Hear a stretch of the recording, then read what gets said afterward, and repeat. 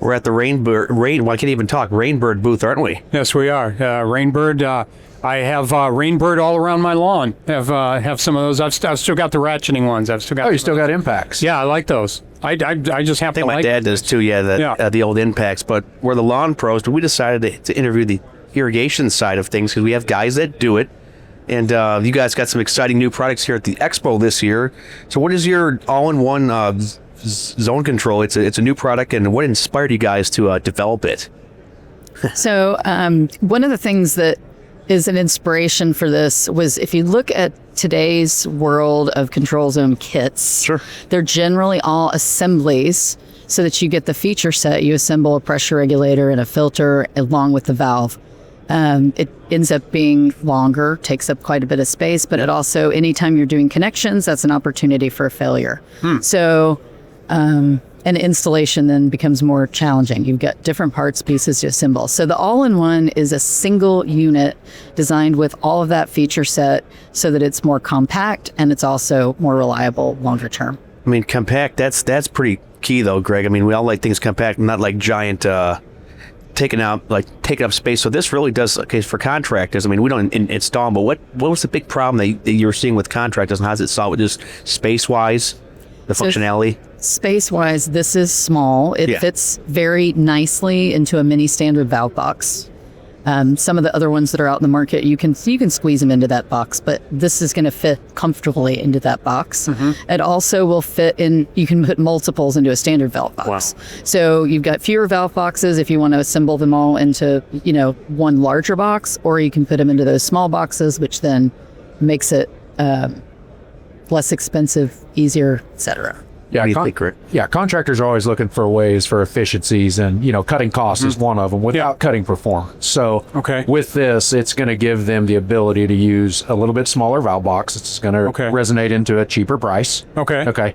Less that they have to put together. So like Whitney said, you're not going to have assembly issues where you could install this backwards, because if you install it backwards, it doesn't work. Right. So we're trying to take some of the. Does that happen often, where people they go to all this process and it's all done backward? You'd be shocked. Oh, really? Yeah, you'd be shocked.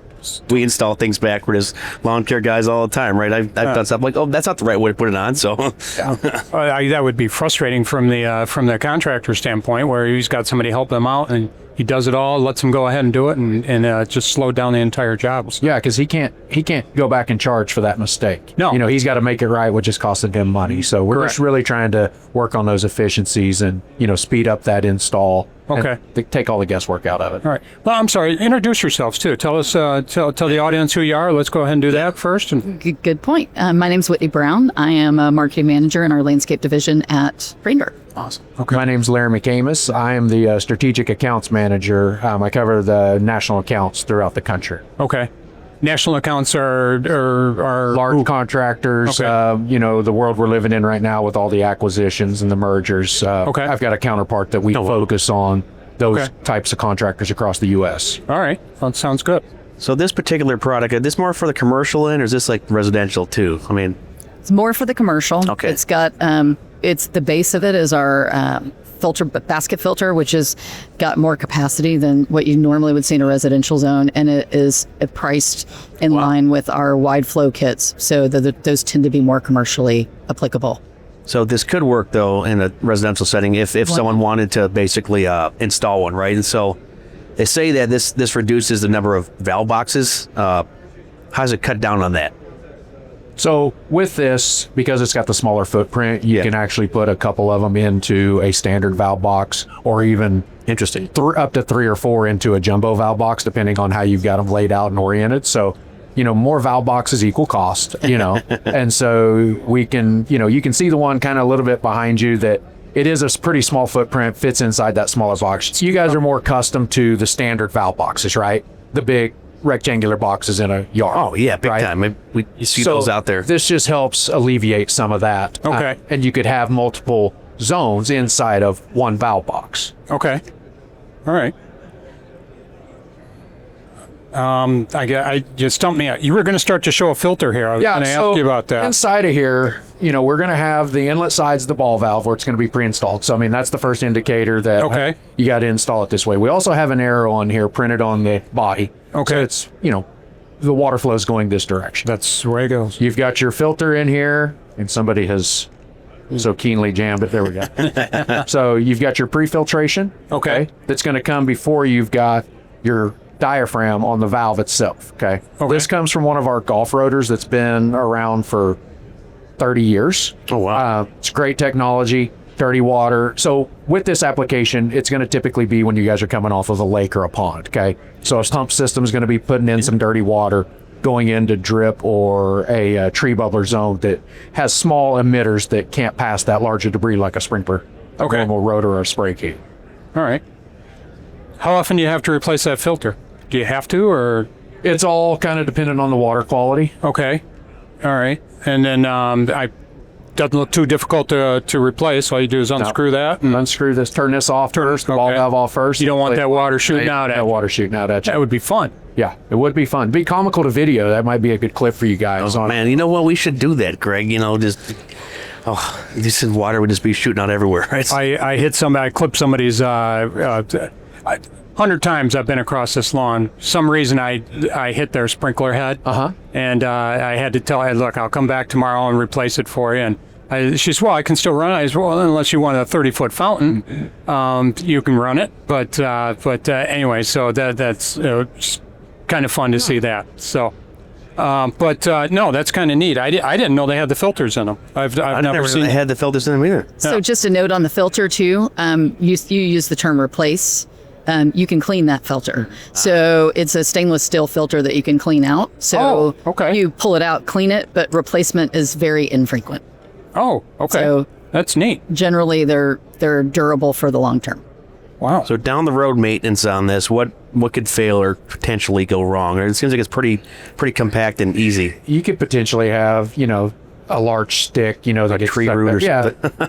Tree not so much as tree. You guys know it, right? Yeah. So you could have some debris that could, put a hole in this, allowing that larger media to get through up into this valve. But realistically, I mean, this valve is, it's going to work for years. I mean, I've had it. Looks durable. It's very durable. It's very robust. If you do have to replace it, you replace the whole bonnet. Okay.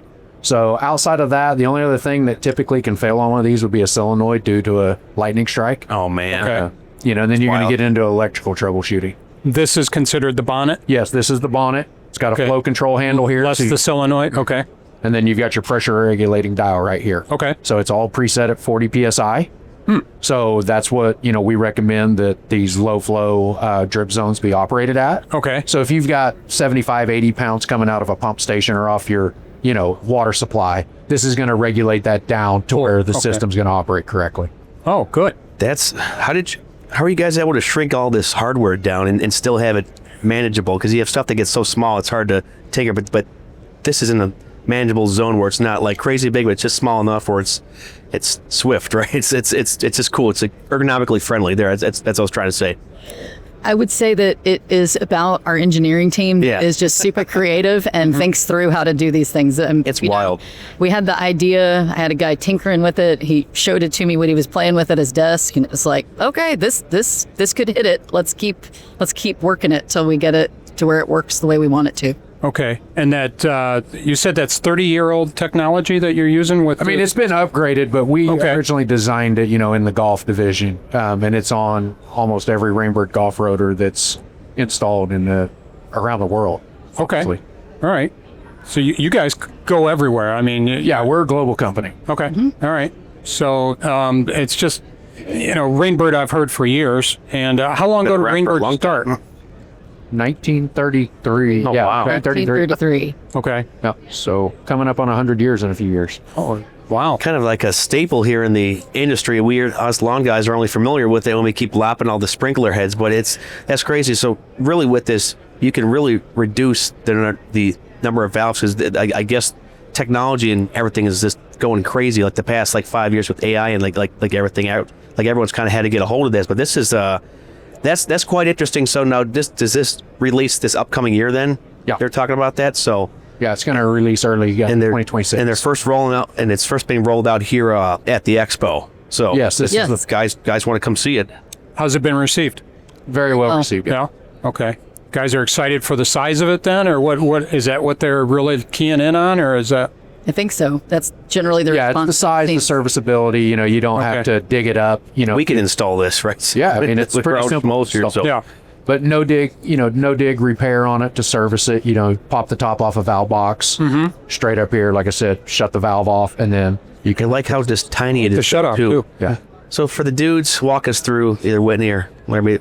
If we're not familiar with like irrigation, you cover kind of like the basics of like really just like, give us a quick overview, the typical automatic sprinkler system and then like the main components. Like how do things work here? Like dumb it down. You guys ever dumb this down a little bit? Yeah, so I mean, you're going to have your controller on, any system that's going to be the brain of the, irrigation system. Okay. From there, you're going to move out to your electric valves. They're controlled by the irrigation controller. All it is a simple electric signal that tells the valve when to turn on. Number of valves is going to be, mandated based on your water source. Okay. So if you say, hey, why do I, come across a yard that's got 5 valves and some that have 50? A lot of it's square footage, and then it's all going to come down to the water source, the different types of plant material, so how it's broken up.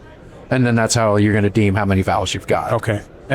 I'm glad because I was looking at I was helping somebody adjust their system one time, and I had one lawn, five valves. I'm well, who has 5 valves? And I'm at another lawn, they have 12, and I was trying to help them preset things, and I couldn't figure out why one had 5 and one had 12. 9 times out of 10, it's going to be, based off your water source. Okay. Square footage is always going to play a big part of that. Okay. But then the water source is going to be the second, key piece, because you only have so many gallons per minute that you can operate with. That's a good question to ask. So we got our irrigation zones, but why do systems have multiple zones here? I mean, I would probably get you don't want everything running there at once, right? Yeah, not everything running at once. The water source isn't capable. You've got to do a balancing act with flow and pressure so the sprinklers will operate the way they're designed. Okay. So when I'm saying the way they're designed to throw the optimal amount of distance that they're supposed to throw.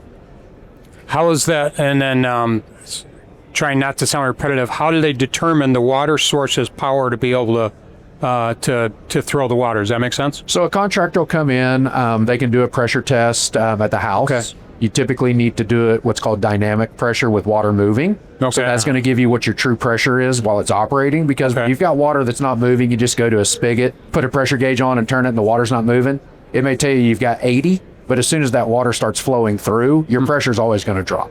Okay. So from there, you'll deem what your inlet pressure is, what your max gallonage is for gallons per minute. Okay. And then you'll start sizing it based off of shape, type of turf, flower bed, so on and so forth. And you just kind of go through it that way. Okay. What's the pressure they're looking for? Is there an ideal pressure that they're looking for? Or? On a residential side, 45, 50 is going to be your normal. If you're below that, you're going to be using a lot more zones because you're not going to be able to flow as much. Or you might have to look at using a booster pump to go ahead and increase that pressure so you can operate. Okay. I'm asking in case we got some guys that are interested in taking a look at it. Being off great here. I'm like, keep going. Yeah. So, but I've, like I said, I just always found that interesting. I had one with 5 zones and the large lawn was huge. And then I had another one with 12 zones, and the lawn was half the size. More than likely, they had a bigger water meter, or they had a pump coming out of a pond that was able to produce more flow. Okay. All right. They also could have a lot of different varieties of plants that need different amounts of water. So when the valve opens, for example, we would recommend if you're watering trees that they stay on a separate zone. Trees need water. Trees need different water than your traditional flower bed. So there's also a little bit of that dynamic in the mix. Is that what you're breaking it out, dude? Trees versus water or flower beds, or because you were saying that, or? I just use that as an example. Okay. If you've got a flower, it's going to use less water than a tree, and then turf grass uses sort of different water requirements.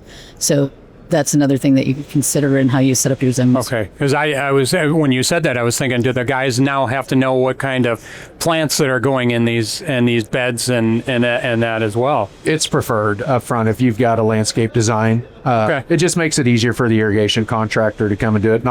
It's not always the same contractor that's doing landscape and irrigation. Sometimes you got an irrigator that comes in in a certain area that may do irrigation only and not take care of landscaping. So but hydrozoning is the term that's widely used for it.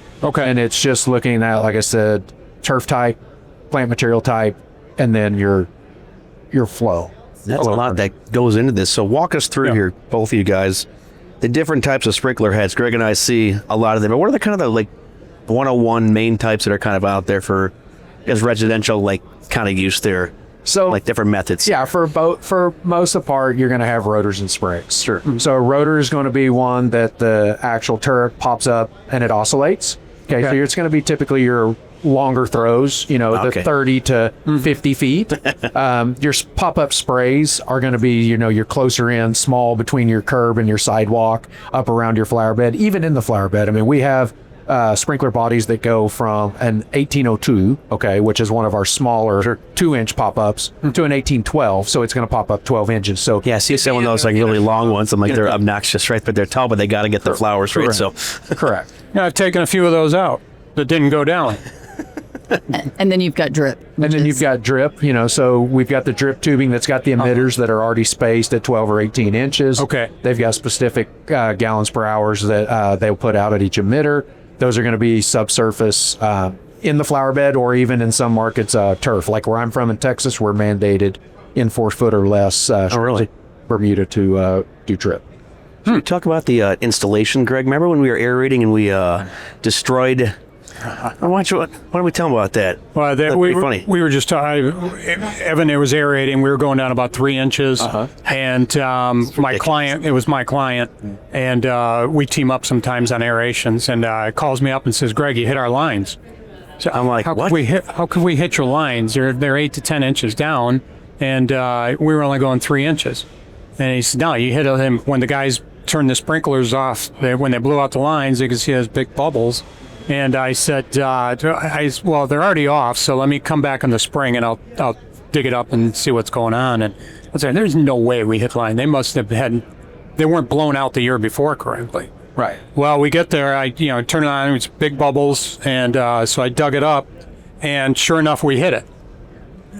But what they did was they just ran their line, and then they put the sod on top of the line. Yeah, not a. Isn't it typically like 8 to 12 inches for like lines going down there? Because I said, Greg, there's no way. I was aerating 3 inches. They must have just laid it over like lazy installs. I'm sure you guys see it all the time. Yeah, right? it's not a great install. I mean, No.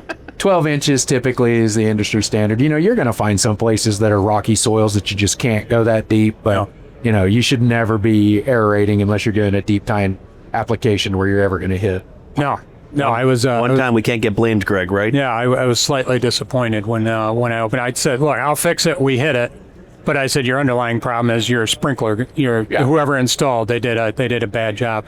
And then I don't know if you guys can talk to your guys when they install. Don't put them right next to the sidewalks.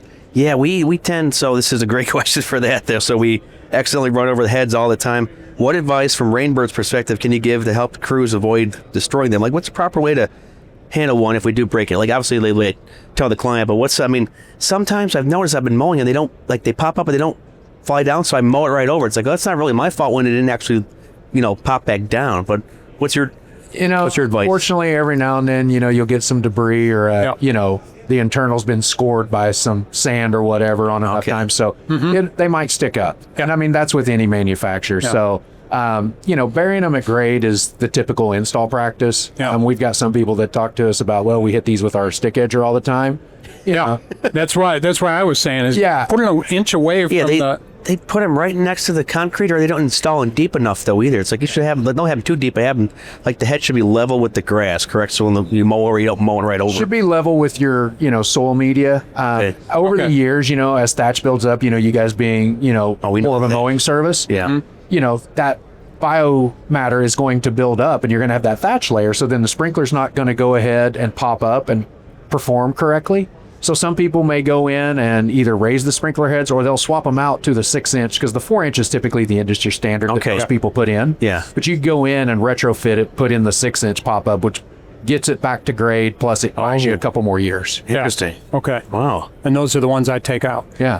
I mean, we've all taken them out, and some can really fire off there on the mower. It's tough because I replaced some of the sprinkler heads, dug around there, and then trying to screw them back in, because dirt all gets into the lines. It's sometimes like difficult when you're trying to put a head there. You just have dirt and rocks all getting in the lines there. I mean, how do you work around that? Typically, you just flush them. I mean, before you put the nozzle on, the orange indicator cap that's on our spray heads, that's a flush cap. So it'll go ahead and allow the system, the zone, to go ahead and pressure up to a certain extent, but it'll move that bigger debris because it's not going through that tiny orifice. Does it then push out the orange cap then, or do you still? Sometimes they'll pop off. Typically, you just hold it up, remove it, screw your nozzle on, put your filter in your nozzle. Okay. All right. So a couple more questions here, both of you guys. So the technology has really advanced here with this, like irrigation, big times. Smart controllers, sensors, we got apps. We have an app for everything now. It's crazy. How are these innovations changing the game for efficiency and ease of use for irrigation? Like, how's the revolution taken off with technology for you guys? What do you think? I'll take it. So at Rainbird, our motto is the intelligent use of water. Okay, so we're looking at very high efficiency products. We're not looking to develop anything that's just, uber cheap that just blows water out there. We're always, being mindful of, water conservation. So you mentioned, the app. Oh, yeah. We have ways to upgrade the majority of our controllers, especially if they've been produced in the last 10 years. They can get on a Wi-Fi signal. You just add a little... it's making that easier, isn't it? Because I have clients that ask me, can you turn on the sprinklers and set stuff? And I shy away. I'm like, I'm not messing with that. But the newer systems on the apps are far more easier. Simple, right? Yeah, simple. They're really simple, easy to use. Plus, they can pull in weather data from online weather stations. That's cool. So it can give you what we call predictive weather. So if you feel like you've just been setting everything, or the customer's been setting everything at 30 minutes. Watering too much, great. You might be wasting water. You'll notice that it can water less. And still sensors. The same results. So we've got... You need that over me. Yeah. He mows in swamp area. I always tease. Swampy, you got these clients. I'm like, you don't need to run this. Keep watering. I could be their financial advisor for long. It's like, I'm glad you're irrigating, but you got to water this a tad less because then sometimes lines crack and it's like you have this one spot that's always souped up. I think it's something with your irrigation. Then they ask me, can I do it? I'm like, I'm not messing, changing the heads though. But then you have other guys ask me if I can blow out lines. Yeah. You guys hear any horror stories of guys blowing out lines and just destroying systems? Yeah, it's tough, isn't it? It's tough. It's kind of an art, We don't do it in my market, but since I travel around, I've learned more about it. You've seen it probably. You'll have an undersized air compressor that, you have to run longer. It also produces a lot of heat. And then you also have air compressors that are too big that they haven't regulated and they're pushing too much pressure through it. Okay. So they can damage the lines, damage the valves, the sprinkler heads. There you go, Greg. That's why we don't. I mean, it'd be cool to get in that because it seems like a really easy job. Like they're 5 minutes, they made like $100, but these compressors are like $25,000. But it's recurring revenue. I mean, everybody's going to winterize, and then they're going to have you come do a system startup the next spring. So, you were talking about being able to regulate in the weather. So, California, for example, water restrictions out there. Did you guys kind of build around California, for example, and then take it to the rest of the company? Is that a reasonable way to ask it, or we don't build necessarily just straight around California. I mean, we're looking at regulations across the country and across the globe. So we, have to develop certain products, and typically what happens is as those regulations come out, they spread throughout, the United States or in a foreign country. So you'll see it come. I mean, we're pretty convinced that it's going to come to Texas before too long on the pressure regulation on all the spray. Interesting. Wow. Okay. Well, Laramie, Whitney, it's been an honor just to sit down here and talk some irrigation. It's good to flavor it up and change it here on the show. Greg, got anything else? No, I'm good. I appreciate you guys giving us some time to talk, and I learned a lot. And part of it is education try and teach some of the other guys. So this was really, some of the things you were telling me. I was, this is great. I didn't know this. No, we appreciate you guys taking the time. Yeah, so hopefully we'll have some listeners that are coming on. They're thinking of getting in this market. They're hear about Rainbird and what you guys are offering, and especially with this new system coming out, they'll be wanting to install that probably. They're going to make it rain, right? But I appreciate you giving us some time. Thanks so much. Thanks, guys. All right.